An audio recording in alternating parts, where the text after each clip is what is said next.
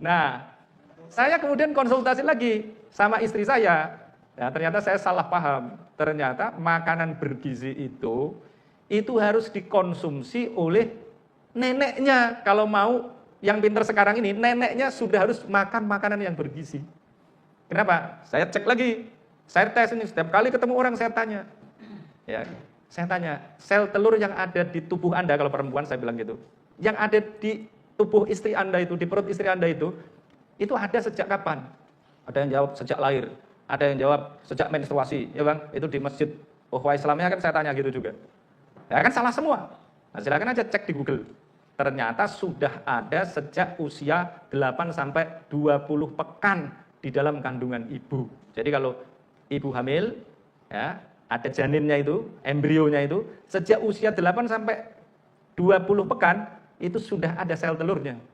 Jadi kalau neneknya, ya, seorang ibu mengandung makanannya tidak bergizi, maka janinnya akan membawa sel telur yang tidak berkualitas.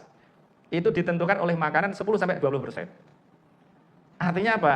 Ya memang saya sadari juga bahwa makan makanan yang bergizi sekarang ini tidak akan berarti signifikan bagi anak-anak yang sekarang makan dalam hal kecerdasannya, tetapi itu akan berarti signifikan bagi cucunya.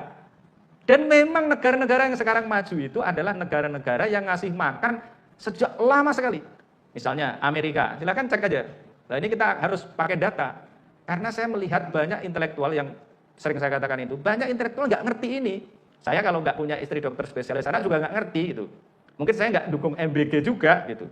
Tapi karena tahu itu, maka saya mulai belajar agak detail. Nah banyak intelektual yang, lo butuhnya itu isi kepala. Butuhnya pendidikan, katanya. Isi kepala kok dikasihnya isi perut. Mereka nggak mampu menghubungkan antara isi perut dengan isi kepala. Karena memang terjadinya tidak secara langsung. Tapi tadi itu butuh 3 generasi, 2 generasi. 2-3 generasi bahkan ya.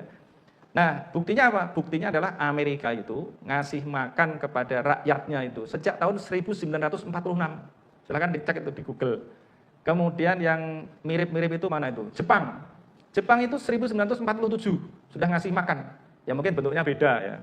Kemudian Finlandia, negara yang sekarang sistem pendidikannya terbaik di dunia, itu 1948. Swedia tahun 1900 berapa itu? 73 kalau nggak salah. Nah ini berarti mereka sudah berinvestasi lama, sementara kita tidak.